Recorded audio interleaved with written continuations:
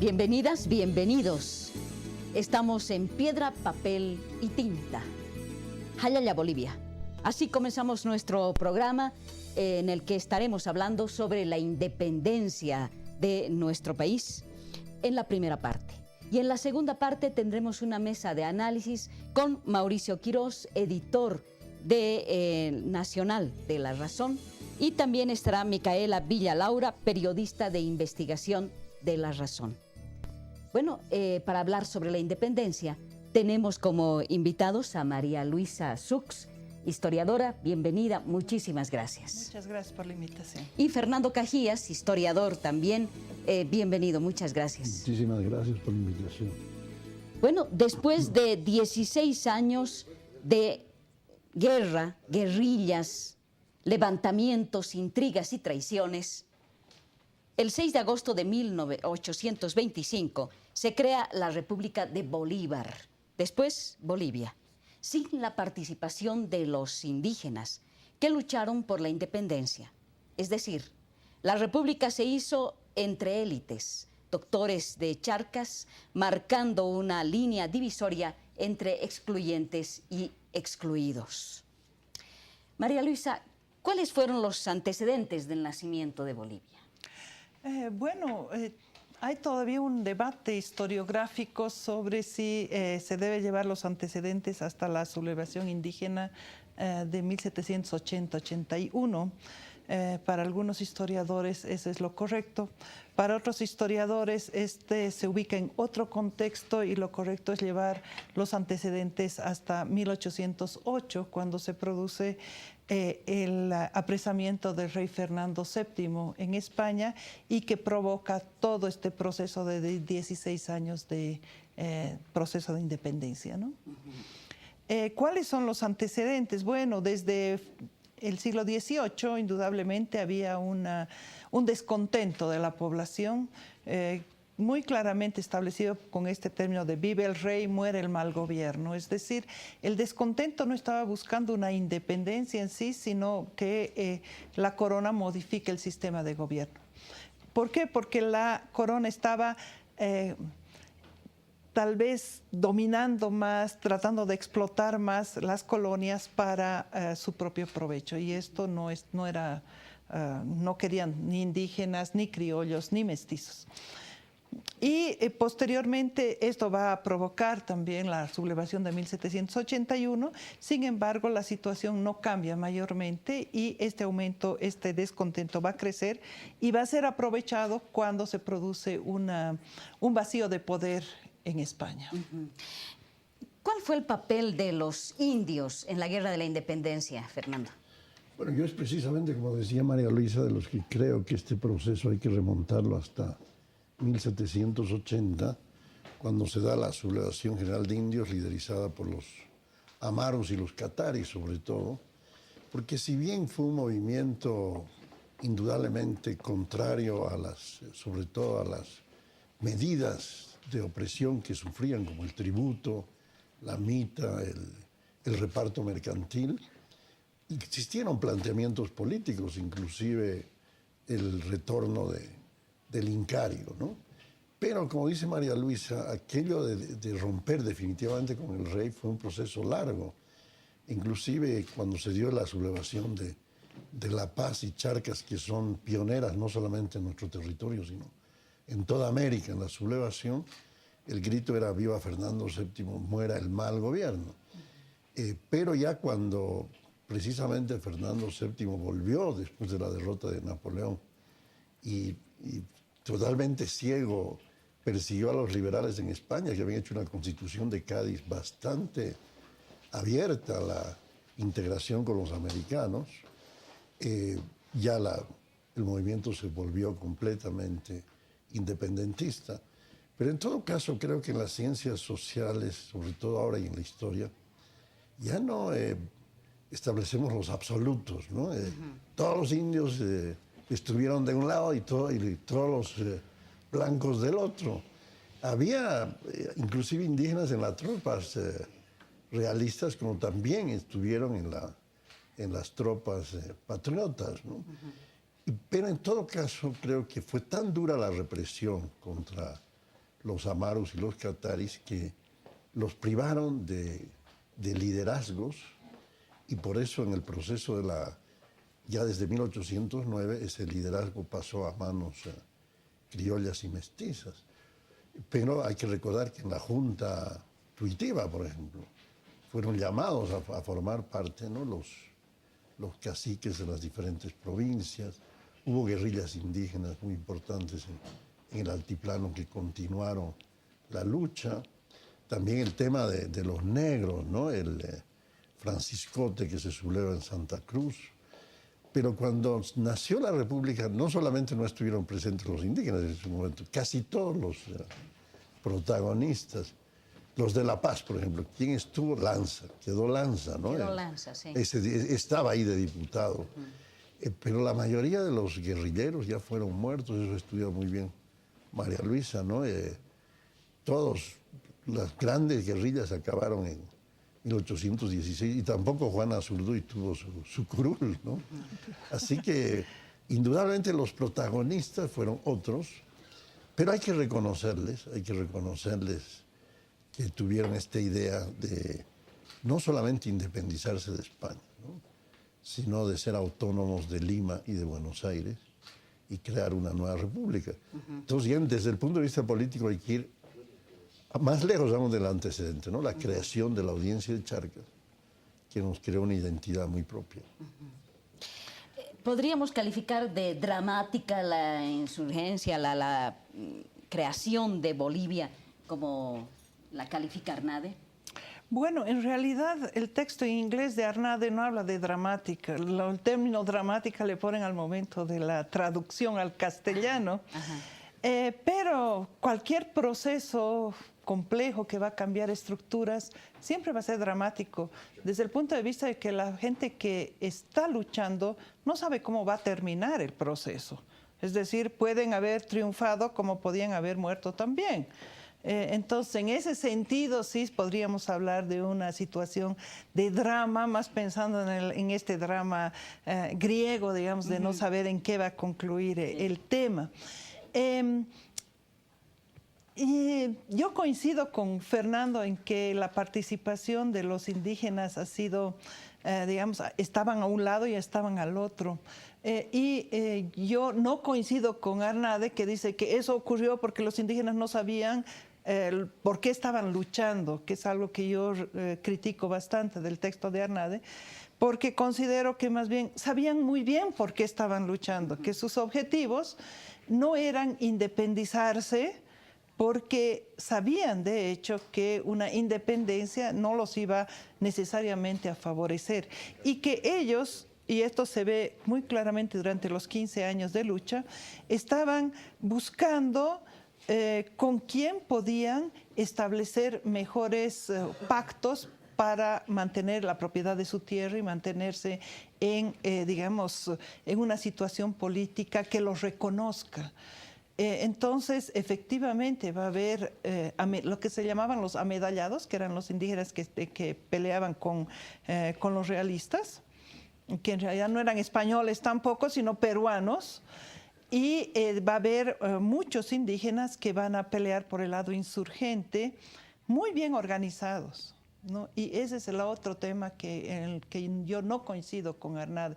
Estaban muy bien organizados. Estudios últimos que han hecho sobre la guerrilla de Ayopaya muestran claramente cómo se organizaban los indígenas dentro de la guerrilla, con jefes indígenas también, ¿no? Había, por ejemplo, el comandante de indios a caballo o el comandante de indios de la patria, que eran los jefes de las tropas indígenas que luchaban en la guerrilla. Entonces, habría que volver a analizar y cambiar también algunos, digamos, algunas visiones que Arnade las ha vuelto muy comunes, para volver a analizar a partir de fuentes primarias cuál fue la participación indígena, ¿no? La participación de la que habla Fernando, por ejemplo, después de la muerte de Murillo, inclusive después de la pérdida de la batalla de Huaqui, es impresionante. 10.000 indios organizados por Cáceres, por Titichoca, altiplano, ¿no?, que tomaron desde Puno hasta Porco, es decir, todo el altiplano, y que que hicieron un nuevo cerco a la ciudad de La Paz en 1811 que nadie recuerda. Entonces, el proyecto criollo y el proyecto indígena estaban entrelazados y uno no hubiera podido avanzar sin el otro, ¿no? Entonces, eso es algo muy importante de volverlo a analizar.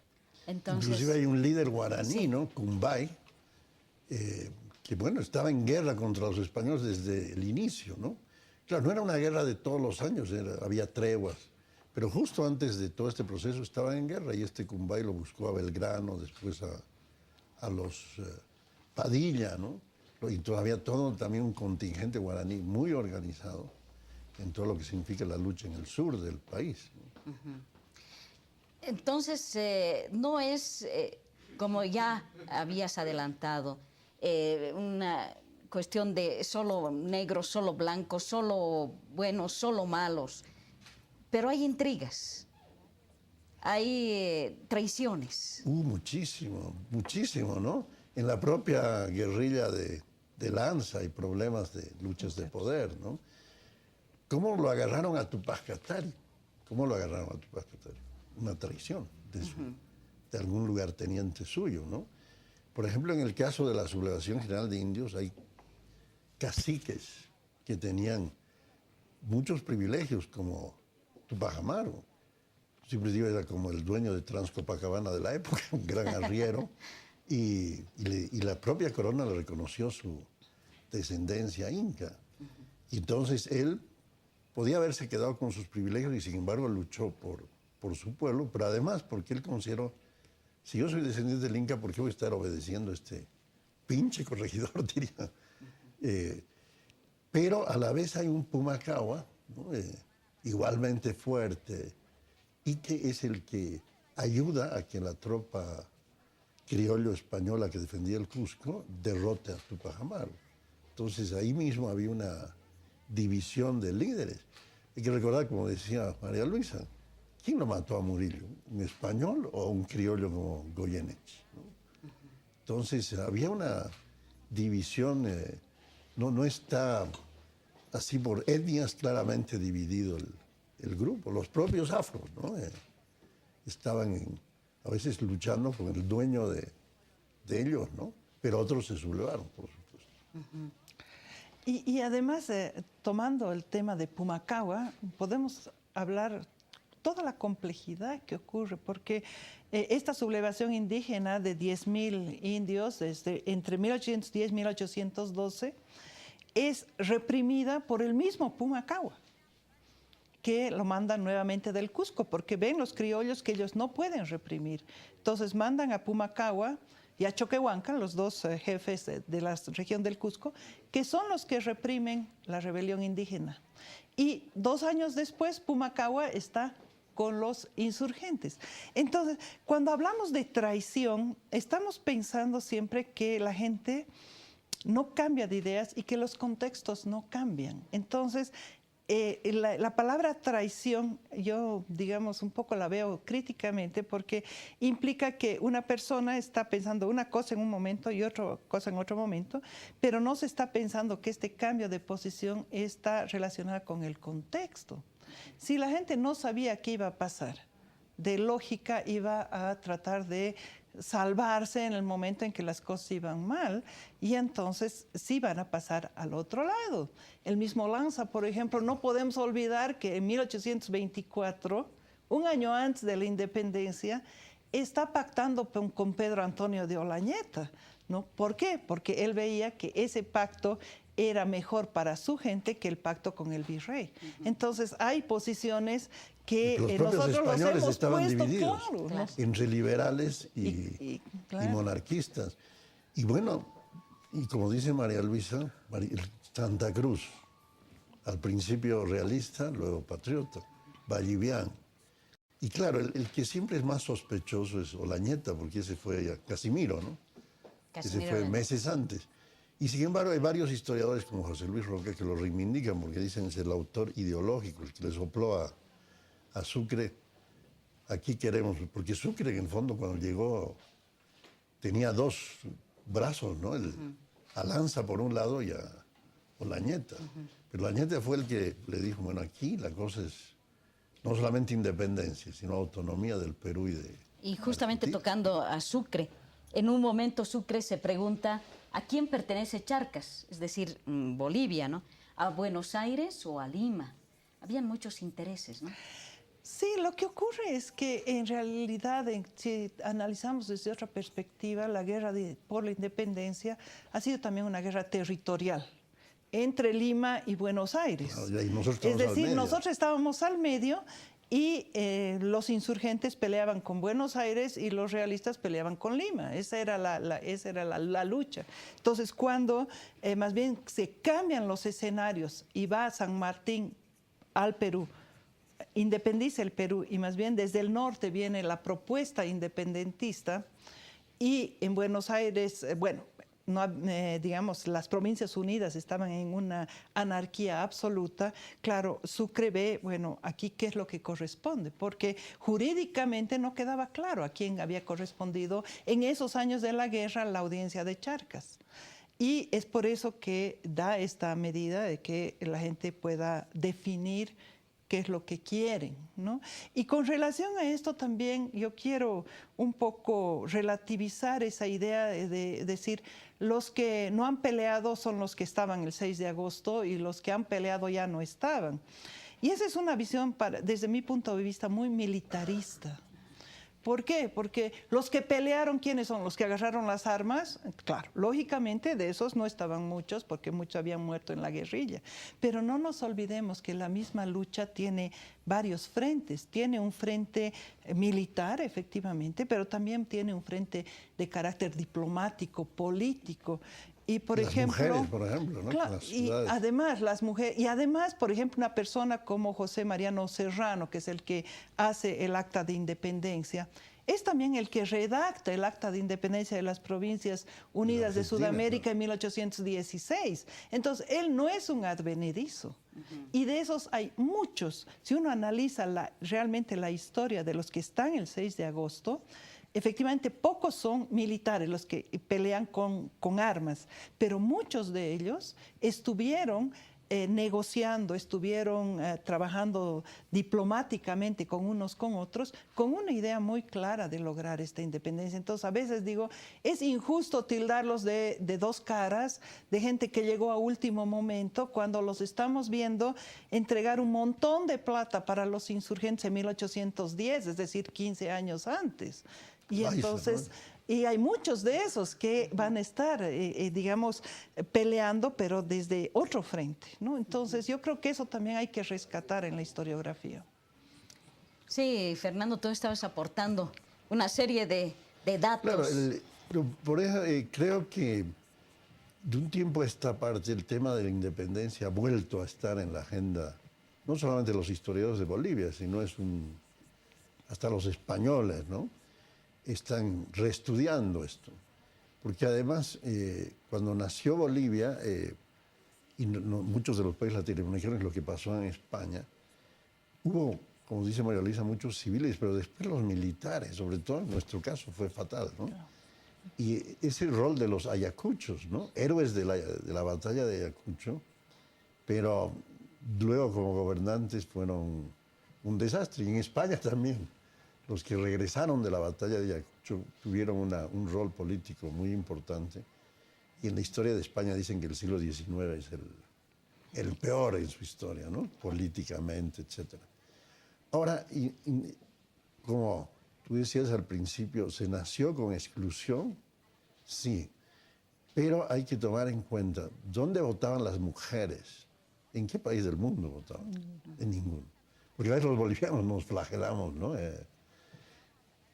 El país más democrático en ese momento, Estados Unidos, votaban a los indios, los estaban liquidando sus territorios. Aquí se liberó a los esclavos con la Constitución bolivariana jurídicamente y en los hechos años después, ¿no? ¿Cuándo los liberaron en Estados Unidos? En los 60, ¿no? Y una cosa importante que se destaca en la historia mundial es que en Francia y obviamente Inglaterra nació esta idea de que había que acabar con las monarquías, con los imperios, que volver a la democracia griega, ser la república, etc. ¿Cuánto duró la República en Francia? 3 o 4 añitos, ¿no? Después vino Napoleón. En los otros países siguió la monarquía. ¿Dónde surgió el sistema republicano? El gran aporte que ha hecho América al mundo. Indudablemente en América del Norte, pero toda la América del Sur optó por la República, ¿no? Entonces es una parte importante. Ahora, la democracia fue lastimosamente restringida, ¿no? No votaban ni las mujeres ni los indígenas. Eso no dice la Constitución, ¿no? No votan las mujeres, no votan los indígenas, pero les pusieron tales condiciones, además la mujer, sobre todo por el Código Civil, que la consideraba menor de edad, ¿no? Pero eso desgraciadamente fue un fenómeno mundial. Recién comenzaron a votar las mujeres en el mundo en el siglo XX, ¿no? Y Bolivia inclusive fue antes que Suiza el voto femenino, por ejemplo.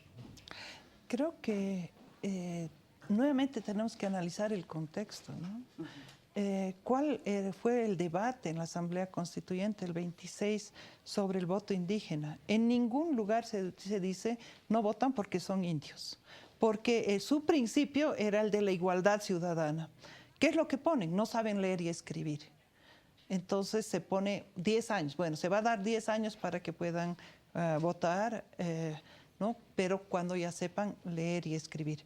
Y algo interesante es que la Constitución de Cádiz de 1812, que se da en España, no solamente se da la igualdad entre españoles de la metrópoli y lo que llamaban españoles americanos, que eran todos los americanos, sino que se da el voto a los indios.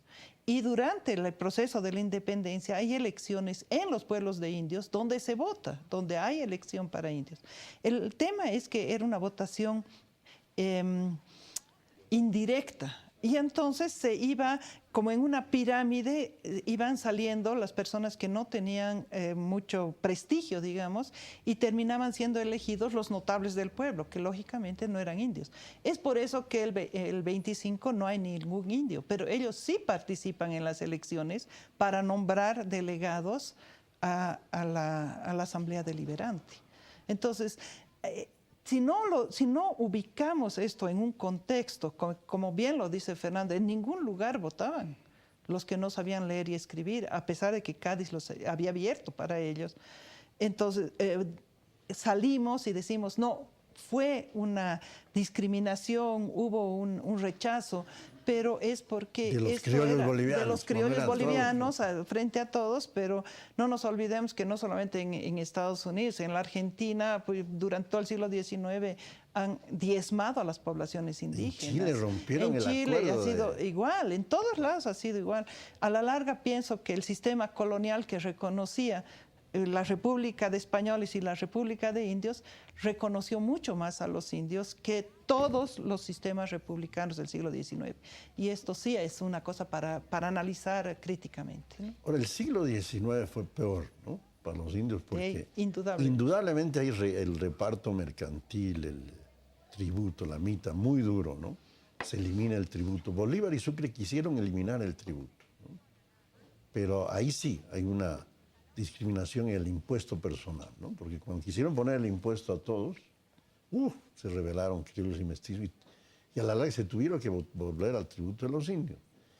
Pero, por eso decía lo de los absolutos, no todo en el tributo estaba mal, porque con eso los indígenas decían, nosotros pagamos el tributo, pero tenemos nuestra tierra. En cambio, desde Melgarejo se comenzó a eliminar el tributo, pero también se les quitó la tierra, ¿no? Y en el 80 ya no había tributo de los indios, pero tampoco, ya muchos no tenían tierra. Ajá. Y además ya, si al principio decían no saber leer y escribir, y las mujeres por consideradas menores de edad, no se me nombraba, ya a partir del 80, de la Constitución del 80, sí comenzó a hablarse de que no voten los indios y las mujeres, ¿no?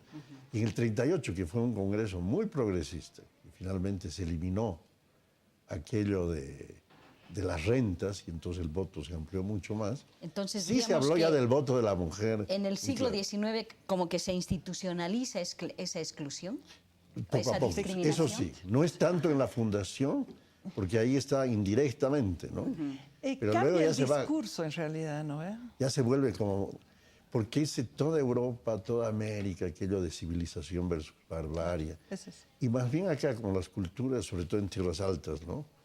Cultura aymara y quechua son muy fuertes y numerosas.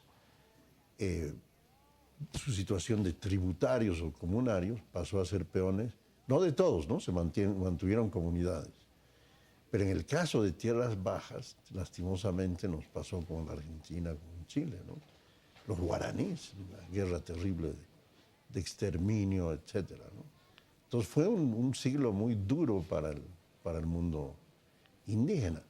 Pero no es que estaban alejados de la política, ¿no? Tantos líderes indígenas. Y como decía, saber leer y escribir, ¿qué pedían? Sobre todo al final del siglo, ¿no? Cuando se volvieron a sublevar con Zárate Milka. Volver a tener su tierra, pero a la vez educación, ¿no? Lo de educación se fue una bandera, porque con educación iban a poder leer y escribir y por lo tanto... Y durante votar. todo el siglo XIX también existían esas mismas reivindicaciones, ¿no? Sí, lo que ocurre es que la historiografía, un poco con esta visión de los vencidos, ha hecho mucho daño a la historia indígena en realidad, porque los ha puesto en la parte de los vencidos, olvidando todas las estrategias fantásticas que tenían y que lucharon por esto. En primer lugar, por la tierra, que era fundamental. Inclusive, cuando Bolívar trata de que no haya tributo, hay indígenas que están presionando para que sí haya tributo. ¿Por qué? Porque el tributo era organizado internamente en las comunidades, entonces no querían que el Estado entre y vea que había algunos indígenas más ricos que otros, porque eso se organizaba internamente dentro de un sistema de reconocimiento de las bases jurídicas de las comunidades. Después va a ser la lucha por la tierra y hay un proceso muy interesante de lograr, por ejemplo, que se les reconozcan los títulos coloniales que logran los apoderados en 1880. Y hay algunos como los de Lipes, ¿no? Que nunca entraron la hacienda porque tenían sus títulos, pero súper claros, ¿no? Porque la ley de 1880 tampoco dice no, expropien totalmente, sino dice expropien a los que no prueban, que tienen sus tierras, etc. Miren, así como ahora hay una burguesía aymara muy fuerte, una burguesía aymara descendiente muy fuerte, en la colonia había una nobleza quechua, una nobleza aymara muy fuerte. Y esa nobleza es la que pactó, porque ¿cómo uno se puede imaginar un grupo de españoles dominando todo un grupo una población tan grande? Eran los que mal se los llamó caciques, ¿no? Porque ellos debían llamarse curacas. Pero esos caciques, unos como Tupac Amaru, los Catari de Chayanta, fueron grandes rebeldes contra la corona, pero otros no. Tanto que Bolívar eliminó tal vez fue un error de Bolívar, ¿no? Digo, hay que eliminar a estos caciques porque muchos estaban a favor de la corona española, ¿no? Dijo, no, esa institución de caciques es... Pero eran nobles porque se les reconocía. Y como nobles no pagaban tributo, ¿no? Además hay una intelectualidad en el 18 mucho más fuerte que... En ese momento hay muchos pintores de origen indígena, excelentes, ¿no? Pero todavía creo que no llegan a la cantidad de pintores que hubo en el siglo XVIII. Escritores, ¿no? Como Guamán Poma. Entonces, por eso no hay que decir todos estaban en la misma situación. Es bien importante, yo creo, en general en la historia de Bolivia y de América Latina, dejar de lado esta visión de vencidos y empezar a pensar en una sociedad más compleja donde las estrategias de negociación son impresionantes en todo momento. Porque si no hubiera habido esas estrategias de negociación que implica dentro de todo implica el reconocimiento del otro también, bueno, esta sociedad no hubiera podido subsistir directamente. Y vamos a encontrar esto en todos los momentos. El mismo Tomás Catari no se subleva de inicio. hace todo un intento por negociar, por lograr que se le reconozca, etcétera, etcétera. Cuando Además, no el hay virrey esto, le da la razón. claro, y cuando Los no que hay no esto, le dan la recién se razón es el subleva, corregidor de acá, ¿no? ¿no? Recién se subleva cuando no hay la posibilidad de negociación. Y nosotros vamos a encontrar constantemente este juego de negociación entre los grupos de poder y los grupos indígenas que son mayoritarios, ¿no? Desde el punto de vista de historiadores, el 6 de agosto de 1825 marca este inicio de la República de Bolivia. ¿Qué tiene que ver o cómo comparan ustedes con el 22 de enero del año 2010? Bueno, yo creo que hay aspectos como el tema de una democracia mucho más participativa y representativa que marca un gran cambio, ¿no? en nuestro país. Pero los historiadores en general tendemos a estudiar todo como un proceso, ¿no? Nada nace el 22 de enero, todo cambió y indudablemente es una fecha emblemática, pero yo creo que es un proceso que empieza en los 30, cuando ya muchos intelectuales y políticos toman en cuenta todo este tema de reivindicación, tanto de la mujer como porque hay que tomar en cuenta que son, a mi modo de ver, los dos sectores más excluidos, ¿no? Políticamente hablando. El 52 se logra dar un paso, pero es una democracia todavía con mucho fraude. Vienen las dictaduras militares y nos cortan. Y a partir del 82 hay un proceso democrático que felizmente sigue vigente, que mejora. Y entonces, como decía María Luisa, el pacto nuevamente se da, si hablamos étnicamente, ¿no? Indígena, criollo, porque no puede decirse ahora que el gobierno no tenga muchos criollos dentro del gobierno, solo que ahora ese pacto domina la ideología indigenista e indianista, ¿no? Porque indigenista es el criollo a favor del indígena y el indianista es el propio indígena, que ahora tiene toda una filosofía, ¿no? Entonces, ese es el gran cambio. Pero hay un problema institucional que todavía queda como un desafío. Ahí creo que no hemos mejorado mucho, ¿no? En Bolivia, ¿qué ventaja tuvo Estados Unidos, a pesar de ser una democracia excluyente? Una construcción institucional muy fuerte, ¿no? Muy fuerte. Desde que Jefferson dijo, igual que Washington, no voy a ir a la reelección por tercera vez, institucionalizó muy bien su país. Y aquí todavía vemos ese problema, ¿no? De no haber división de poderes, de pronto no hay confianza totalmente en la Corte Electoral, un poder judicial todavía muy débil, ¿no? Pero obviamente, si comparamos la participación del 19 con la participación actual, se mejora muchísimo. María Luisa. Yo creo que ha habido un proceso lento pero permanente de empoderamiento indígena. Tanto con momentos de sublevación, que es lo que todo el mundo recuerda, como con momentos de negociación que no se recuerdan tanto, ¿no? Gente de cultura de paz, ¿no? Esos líderes. Y entonces ha habido una sumatoria de procesos que han llevado a que por su propio peso se produzcan los cambios hacia un Estado plurinacional, ¿no? Ahora, yo les decía, esto sigue siendo una república, porque república se contrapone a monarquía y monarquía no somos, ¿no? Y lo que pasa es que hay una confusión entre la forma de gobierno y la forma de Estado. Es decir, Estado plurinacional se contrapone a Estado-nación, y Estado-nación es el que fomenta una sola nacionalidad. Y en este caso se está reconociendo varias nacionalidades. Ese es un avance. Y ese es un gran avance porque pero se seguimos está siendo reconociendo las república. culturas. Pero seguimos siendo república. Entonces esa discusión que hay, no, ya no república, sino Estado plurinacional, no es correcto porque se está entremezclando conceptos. Y yo creo, pero, que en estos años se ha avanzado muchísimo por el reconocimiento de todas las culturas, de todos los pueblos como naciones. Se ha avanzado en lo que se tenía que avanzar y espero que hacia adelante se avance sin tanta confrontación y más bien con mayor diálogo, ¿no? Muchísimas gracias. Quiero agradecerles la participación, esta aclaración y bueno, nos enriquece pensar en Bolivia desde su historia, ¿no? Conocer estos datos. Muchísimas gracias. Bueno, muchas José, gracias. muchísimas gracias Muchas por la gracias. invitación.